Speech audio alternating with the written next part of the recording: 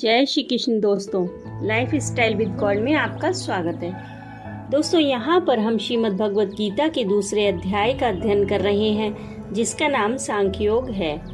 आज हम 62वें और 63वें श्लोक का अध्ययन करेंगे। पिछले श्लोक में भगवान ने मन और इंद्रियों के संयम पूर्वक भगवत परायण होने के लिए कहकर इंद्रिय विजयी पुरुष की प्रशंसा की। अब भगवान मन सहित इंद्रियों को वश में न करने से और भगवत परायण न होने से क्या हानि है, यह बतलाते हैं। ध्यायतो विषयान पुंसः संगस्तेषुपजायते संगात् संजायते कामः कामात् क्रोधोऽभिजायते।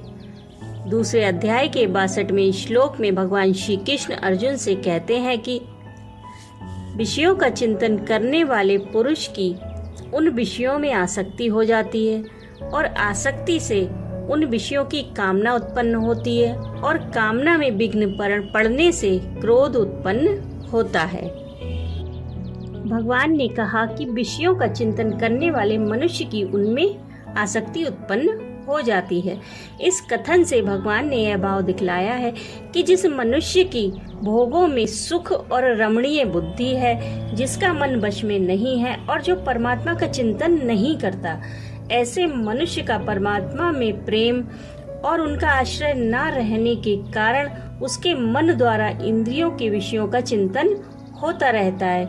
इस प्रकार विषयों का चिंतन करते करते उन विषयों में उसकी अत्यंत आसक्ति हो जाती है।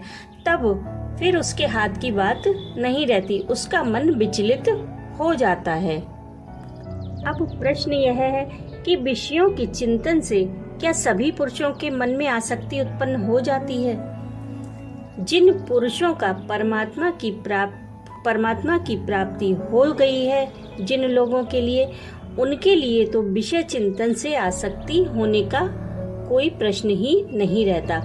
ऐसे पुरुषों में आसक्ति का अत्यंत अभाव भगवान बतला चुके हैं। इनके अतिरिक्त अन्य सभी के मन में न्यून या फिर अधिक रूप से आसक्ति उत्पन्न हो सकती है। अब जानते हैं कि आसक्ति से कामना का उत्पन्न होना क्या है और कामना से क्रोध का उत्पन्न होना क्या है।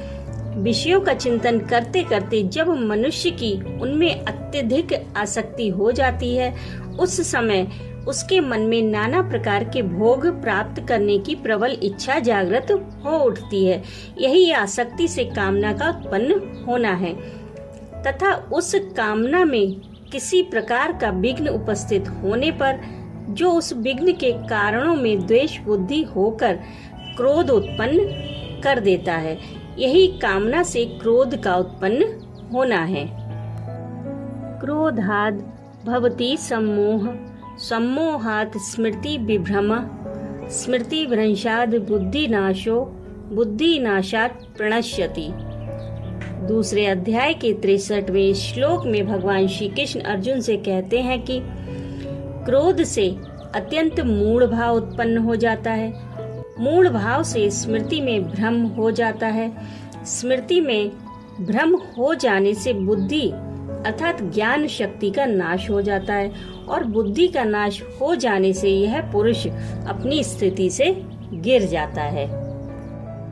अब समझते हैं क्रोध से उत्पन्न होने वाली अत्यंत मूढ़ भाव का क्या स्वरूप है। जिस समय मनुष्य के अंतःकरण में क्रोध की वृत्ति जागृत होती है, उस समय उसके अंतःकरण में विवेक शक्ति का अत्यंत अभाव हो जाता है। वह कुछ भी आगा पीछा नहीं सोच सकता। क्रोध के वश में होकर वह जिस कार्य में प्रवृत्त होता है, उसके परिणाम का उसको कुछ भी ख्याल नहीं रहता। यही क्रोध से उत्पन्न सम्मोह का अर्थात अत्यंत मूढ़ भाव का स्वरूप है। मूढ़ भाव से स्मृति में भ्रम उत्पन्न हो जाता है। इस कथन से भगवान ने यह भाव दिखलाया है कि जब क्रोध के कारण मनुष्य के अंतःकरण में मूढ़ भाव बढ़ जाता है, तब उसकी स्मरण शक्ति भ्रमित हो जाती है। उसे यह ध्यान ही नहीं रहता कि मुझे किस मनुष्य के साथ मेरा क्या संबंध है और मुझे कैसा व्यवहार करना चाहिए, मुझे क्या करना चाहिए, क्या नहीं करना चाहिए, मैंने अमुक कार्य किस प्रकार करने का निश्चय किया था और अब मैं कैसे कर रहा हूँ। इसलिए पहले सोची विचारी हुई बातों को वह अपने काम में नहीं ला सकता, उसकी स्मृति छिन्न भिन्न हो जाती है। यही सम्मोह से उत्पन्न हुए स्मृति विभ्रम का स्वरूप भी है। अब जानते हैं स्मृति विभ्रम से बुद्धि का नष्ट हो जाना और उस बुद्धि नाश से मनुष्य का अपनी स्थिति से गिर जाना क्या है। स्मृति में विभ्रम होने से अंतःकरण में किसी कर्तव्य अकर्तव्य का निश्चय करने की शक्ति का न रहना ही बुद्धि का नष्ट हो जाना है। ऐसा होने से मनुष्य अपने कर्तव्य का त्याग कर अकर्तव्य में प्रवृत्त हो जाता है। उसके व्यवहार में कटुता, कठोरता, कायरता, हिंसा, प्रतिहिंसा, दीनता, जड़ता और मूढ़ता आदि दोष आ जाते हैं। अतएव उसका पतन हो जाता है।